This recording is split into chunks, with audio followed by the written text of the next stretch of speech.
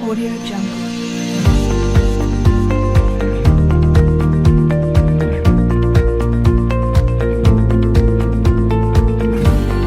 Audio Jungle. Salutations de partout où vous êtes.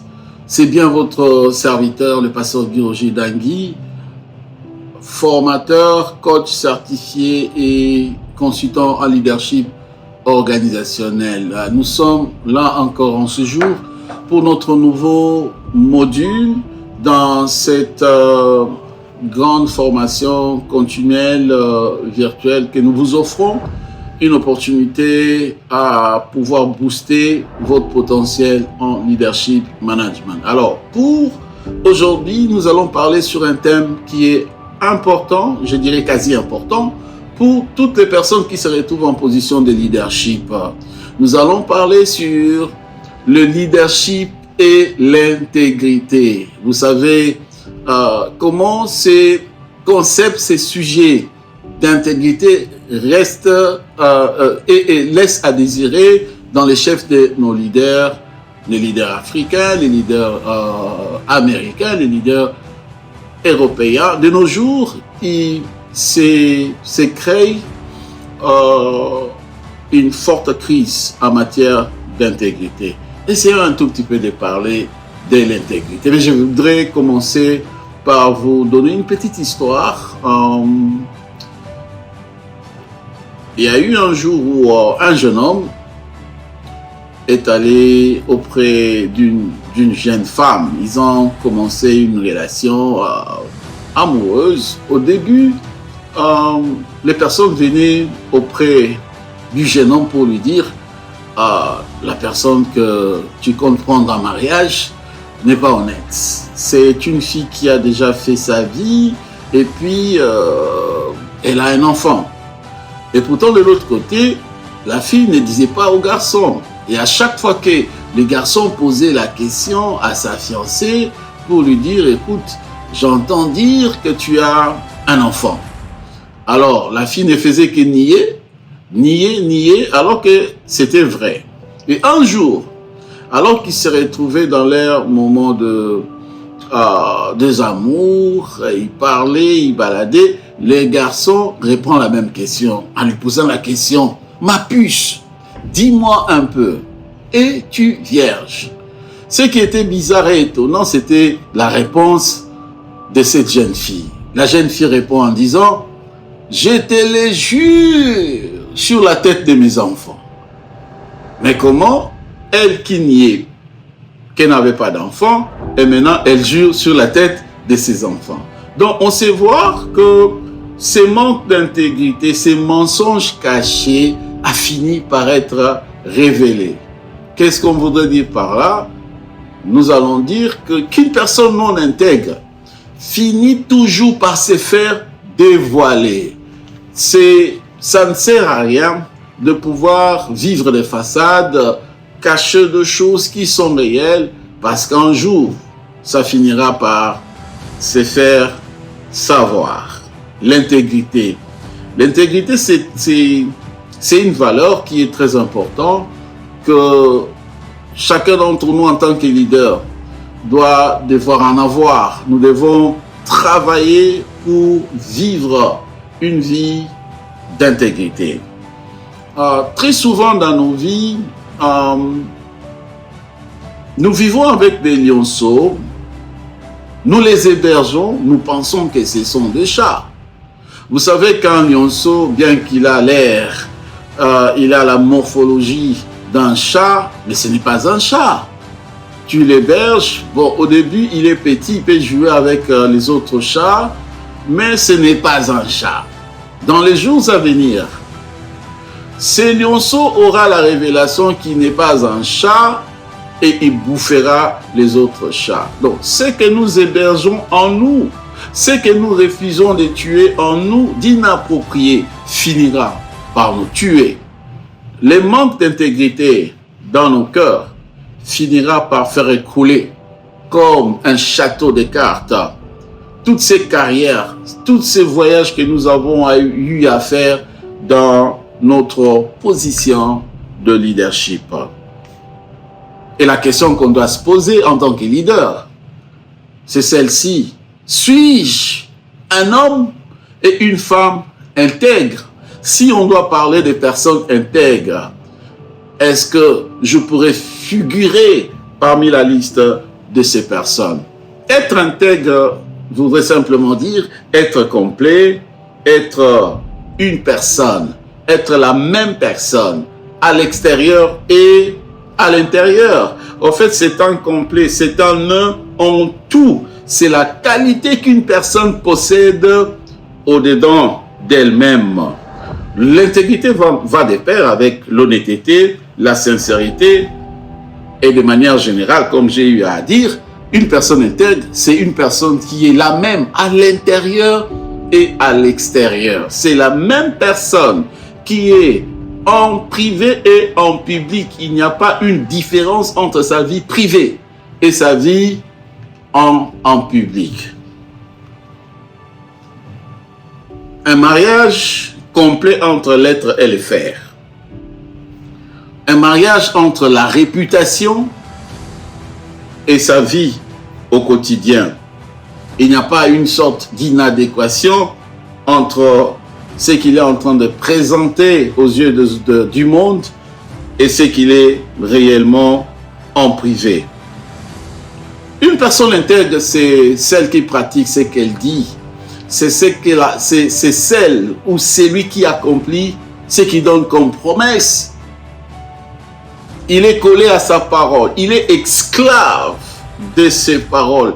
Et vous pouvez le voir après une année, après 2 ans, après 5 ans. Il est toujours la même personne, bien sûr, en bien et non pas en mal. Il y a une remarque ou encore une observation que nous faisons, ou encore les gourous, le scientifique en matière de leadership, ils font. Des gens qui commencent bien au début de leur carrière, ils sont prometteurs, on les apprécie, mais après, vous voyez des choses qui n'étaient pas visibles auparavant. On voit un homme qui a bien commencé sa carrière, qui était apprécié par tout le monde et qui donnait l'air d'être quelqu'un de vrai. Mais après un certain moment, on voit la chute, la personne qui se retrouvait dans des hauteurs, mais qui connaît une chute qui est un peu bizarre et il tombe. Et on pense que la chute a été quelque chose d'accidentel. Et les experts en leadership disent ceci: la chute d'un leader n'apparaît pas, bien sûr, du jour au lendemain, mais ça apparaît au fur et à mesure. C'est lorsque nous tolérons ces petits lionceaux dans nos cœurs, c'est lorsque nous tolérons ces petits péchés, nous les cachons, nous les exposons pas. Et ce que nous cachons là finira par nous retrouver dans notre position élevée. Avant que ces histoires nous prennent à notre position élevée, nous ramènent au sol, il est conseillé, il est souhaitable qu'on puisse y travailler maintenant, alors que nous sommes encore au milieu de notre voyage ou au milieu de notre journée du leadership. En fait, ce que vous refusez de tuer en tant que leader finira par vous tuer un jour. Le roi David, vous savez, roi dans son état, un homme qui a été décrit dans la Bible comme étant l'homme selon le cœur de Dieu. Mais cet homme avait aussi des tares. Il avait des choses qui permettaient dans sa vie qui étaient contraires à la pensée de Dieu. David, il faisait ses guerres, il faisait ses excursions, il tuait, il remportait les batailles, mais David avait un penchant néfaste sur le sexe opposé. Et on voit David qui tombe avec Bathsheba, on pense que ça a été juste un accident. Mais si vous regardez, vous étudiez sa vie, bien avant, vous verrez que David a pu garder une accoutumance qui était inappropriée. C'est comme je disais au début, c'est lionceau qui était en lui qui n'était pas traité. Et un jour, ce lionceau a grandi en forme d'un grand lion et a fini par l'avoir. Et nous connaissons ce qui est arrivé dans sa vie. Donc il y avait une partie dans la vie de David qui n'était pas en ordre et qui a pu causer beaucoup de dégâts dans sa carrière en tant que roi. Et nous voyons le scandale dans les milieux sociaux professionnels. Et c'est bizarre parce que, vous savez, faute d'intégrité, ce qu'on a construit pendant plusieurs années peuvent s'écouler un jour, comme les châteaux de cartes. Donc l'intégrité, c'est ce qui maintiendra votre réputation, c'est ce qui maintiendra votre élan en leadership et c'est ce qui fera que vous puissiez terminer votre carrière en tant que leader dans la beauté et dans la gloire. Un jour, un homme, c'était un grand architecte, il travaillait dans une entreprise. Alors cet homme, il a aidé son entreprise à encaisser beaucoup de millions et comme il était sur le point, bien sûr, de prendre sa pension, il alla auprès de son boss, c'est-à-dire le top manager, pour lui dire « Il est temps pour que je puisse me mettre un peu de côté, je voudrais que vous me donniez ma pension. » Alors son chef lui a dit « C'est bien, nous sommes contents, nous sommes reconnaissants de tout ce que tu as eu à faire pour nous, mais juste... tu peux nous permettre, s'il te plaît, on va te donner la dernière mission, s'il te plaît, et une fois que tu l'as accompli, alors là, la porte sera ouverte, tu pourras aller dans ta pension. » On lui donne un projet, on lui demande, construis-nous une plus jolie maison. Et quand tu en finiras, c'est alors que tu pourras partir. Alors, il est allé, mais murmurant, et il a commencé ses projets de construction de maisons.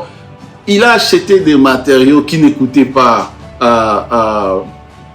cher. Donc, voilà, des choses à prix dérisoire, des choses de qualité moindre. Il achète, il construit avec, et à la fin de la construction, il expose à son patron. Et son patron qui lui dit, écoute, tu vois la maison que tu as construite, c'est ta maison.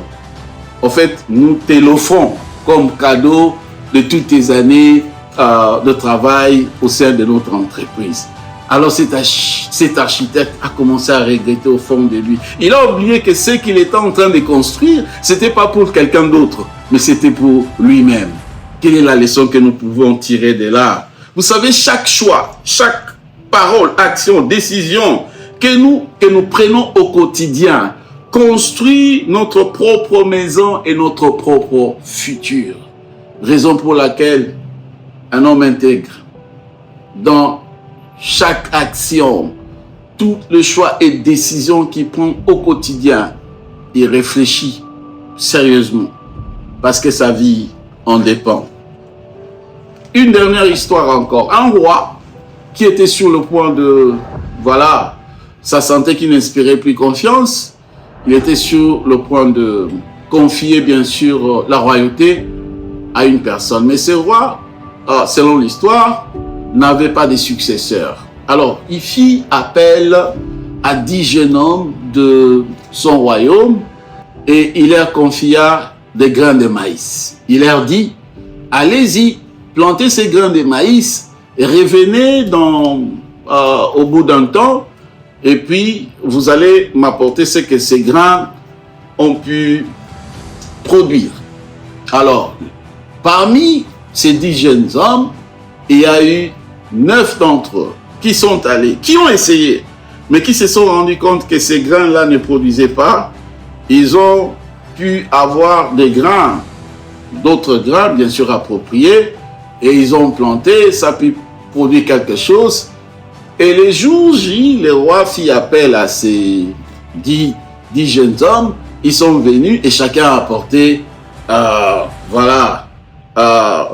une production, c'est-à-dire les grains qu'il a produits, des feuilles, ainsi de suite.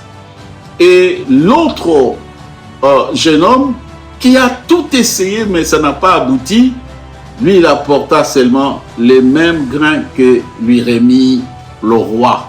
Et le roi a regardé à ces 10 jeunes hommes et il prit la personne qui n'a apporté que les grains qui n'avaient rien produit.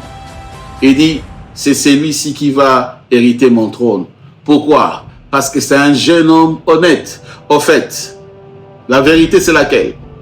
Les grains que je vous ai remis, là il parla aux 9 plutôt jeunes hommes qui étaient là, il leur dit, les grains que je vous ai remis étaient des grains bouillis. Or, des grains bouillis ne peuvent pas produire. Donc, vous avez fait preuve de malhonnêteté et en tant que tel, vous ne pouvez pas diriger le royaume. Donc, la charge, la responsabilité du royaume, je dois le confier à une personne qui est intègre comme ce jeune homme ici.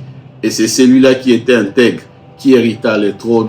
Voilà, chers étudiants, là où l'intégrité peut nous amener, les bienfaits, les bénéfices, la gloire qui peut venir dans la vie d'un homme intègre. Voilà, nous sommes arrivés à la fin pour aujourd'hui. Je vous prie, si vous n'êtes pas abonné, de vous abonner, de commenter, de liker, et ça vous permet d'être à jour, de ne pas manquer aucune de nos prochaines vidéos. Nous allons nous revoir prochainement. Merci pour votre attention. À la prochaine. Audio Jungle.